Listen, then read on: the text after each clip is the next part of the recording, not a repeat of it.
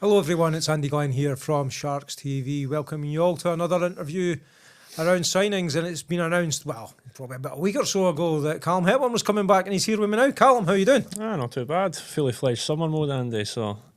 I'm glad to be back. Glad to be back to Sharks for another year. God knows how many years it is now, but it's been a few. Well, that was my first question. How many years is it going to be? I reckoned it was 9, but some people are saying it's 10.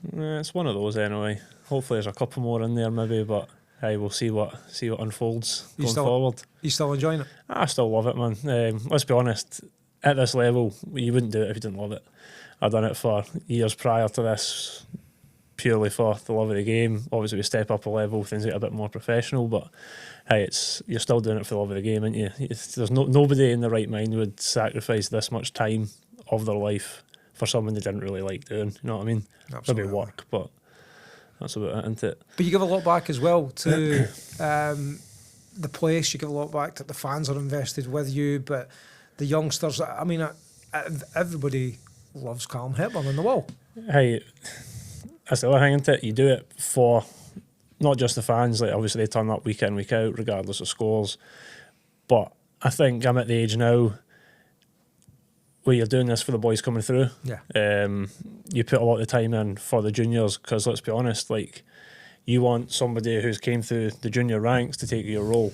Like, you don't want to just be dishing it off to, no offence, but someone who's not came through the system. Obviously, you want progression. You want to push the younger guys up to that level. So that's what we strive for here, and I think we've done really well at that. Our pathway has been phenomenal over the years. So long may that continue. But you know what it is to be a Shark, and I think that's what you're saying about getting the youngsters through. There's something about it, isn't there? Yeah, definitely, and there's more of a buzz about it now. Like, more people, like, the junior system's busier, so them kids are coming to the games. They bring their parents to the games. They bring their friends to the games. So the kids get more of a buzz about what it is to be a Shark, and I think that's a great thing for the town and for the community. So yeah, pretty much. Are there many goalkeepers coming through the young levels? There's a good few. Still a good few years off it. Like, obviously next in the pipeline is probably wee Logie. He's probably the oldest coming through. Braden as well. Obviously, what they want to do going forward is totally up to them. But there's also a lot of good goalies around Scotland. I'd like to see, obviously now with me and Marzi, the Scottish partnership's back. So I'd love to keep seeing Scottish goalies here, and really hope that we never go down the import route, and that we just keep progressing British and Scottish goalies primarily at the club. I think it's a good thing for everybody, really. Absolutely. Last season, looking back, you played a handful of games, 6 games or something like that. Yeah, tough. It was a bit of a tough run, but hey, like, you speak to Spud, speak to the boys. I'm not bitter about it. I'm a team guy. Going forward this year, obviously I'd love to get more of a chance, prove myself. But at the end of the day, that's up to me to fight for that spot, and to put Spud in a pretty awkward situation where he's got to pick.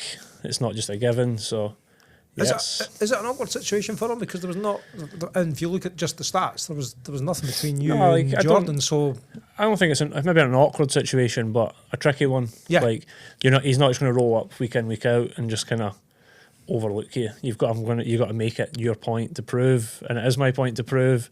I think the handful of games I got this year, maybe bar 1 or 2 where I had a long spell between games, I think I proved that I can do it at this level. So again, it's just for me to put the foot down and go, just kind of keep nudging them and annoying them and prove myself, really.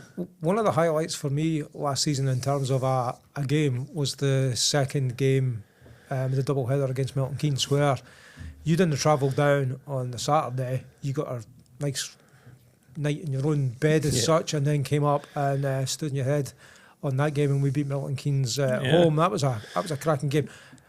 That your highlight, or was there something else? Nah, yeah, it's probably like the best, probably one of the better games for sure. I think even the last game of the year, I know people say it's a nothing game. Telford game was a good game, but the MK one was nice to be Saturday off. Keeps the missus happy. Kind of have a chill Saturday instead of sitting on a bus for 6-7 hours. People say it was a masterstroke by Spud. Probably not wrong, but no, it's between those two games probably the standout for myself. Like, definitely. enjoyable games. I think the fans enjoyed them. The few that travelled to Telford seemed to have a good time as well. And you know what, like, the season didn't end how we wanted it, but at least we kind of got to go out on that high, and just you get to roll things into next year. How does it feel being a goalie in the Shark Tank? Because the noise is increased. Oh, massively. Now, and you are that last man. Yeah. You know, a mistake from somebody in possession of the puck, okay, no dramas, go back and win it. Mistake from you, probably a goal. Yeah, definitely. Comes with the territory. I've done it for long enough now. But how does it feel? I mean, do you put yourself under pressure, or is it just I think if you put yourself, you put yourself under too much pressure, you just crumble, don't you? You've just got to chill out, focus when you need to focus. Like every whistle I skate about. I'm not thinking about the game. I'm just, God knows what I'm thinking about. But yeah, like you can put so much pressure on yourself. You get high pressure situations, but you just got to adapt to it, isn't it? And then you pick up, and the fans pick up. And when the fans go quiet, like you feel it. You do feel a bit of kind of, I don't know how to describe it, but you feel that kind of tension in there from the fans. Yeah, but like when they pick up, you pick up, the team picks up, and hey, if the fans can keep being loud for the full time, the boys pick up, and you'll probably get better performances for sure. But when you make a cracking save, the fans really get behind you, and you feel that support. Does it feel like it just doesn't matter? You're just going to keep you're just going to keep it at. Just got to keep levelled on it. Like to be fair, like when you're fully focused in, you don't really hear much.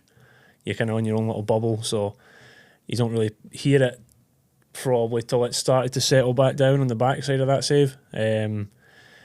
But the whole thing, it's not really about me. It's about picking everybody up, because when one fan gets loud, the rest get loud, and you always hear the guys at the back behind the away end, well, the away goal, sorry, always starting the chants and stuff. So I hope they keep that up for the years to come.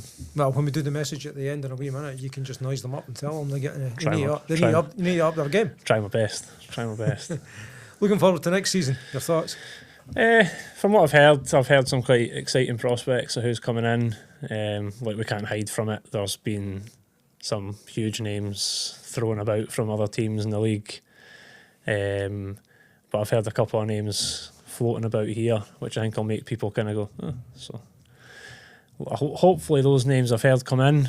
Obviously, I'm not going to throw any snippets out here. You're not going to divulge here in this interview, are you? I think I'd walk out this room and be met by Spud standing at the other side of that door. Well, he is at the other side of that door, so he's probably listening to you. I'll behave myself on this year. But no, I think it's exciting going forward. Like, Basingstoke obviously coming back. I know they're not a new team, they're a returning team. I see a lot of the boys who left Basingstoke when they folded have went back. So they always used to pack their house. So I think it's going to be an exciting season. The league looks a lot stronger. I think it's got to get some more attention as well. A lot of elite league boys stepping down. So some of the GB internationals have just signed, haven't they? Crazy, like must be some cash getting thrown about. But hey, that's sports, isn't it? You're going to go where the highest bidder is, and if you want to enjoy your hockey and you want to step down a level and enjoy it, I'm here for it. Like, 'cause it makes everybody better in the process. So, well, what are you looking forward to most next season? Who? Yeah, well, what game? No, it's what game? Oh. Home games. Not a big fan of bus trips, like. Right. So if you had first, I'm waving a magic wand. You get to start in any game you want this season. Who do you want to play? MK. I love MK. MK. Home or away. I don't know why. MK's a fun team. They have got serious firepower, good structured team. Like our hockey, structured hockey. We don't play well against this basketball style hockey. We need structure. MK and Leeds normally give us a good game because highly structured hockey. I think the most interesting one next year will be Sheffield for sure, with Slava going down to Sheffield. It's an interesting one, isn't it? That's going to be an interesting prospect for sure. Like he's got. Depends how the Steelers and the Steel Dogs work together, though, doesn't it? He could be sitting there with like Steelers money almost, just to kind of carte blanche his team to the top. And I think they'll do really well. I think they'll surprise. Well, not even going to be a surprise anymore. I think they'll just do well. Slava's a good coach. Oh, great guy as well. To be fair, like I know Marzy's got a lot of time from. I don't know how their situation ended, obviously, but I mean, I've not really heard anyone say bad things about him. He's a good hockey mind. He's best pals with Spud. So, hey, it's going to be structured hockey at Sheffield, which we've not seen for a few years. But I think it'll be an interesting one for sure. Right, I've just came up with a question just because you've mentioned Sheffield. Mm-hmm. what are their goals like? Because they come off all the time. I mean, is it really that bad? Or British hockey as a whole, pegs ain't good. Like, you want drilled pegs. Right. But over here, I think, because it's sand pads like we've got, you can't drill into because the pipes are above. You need a concrete pad. Not many of them in this country.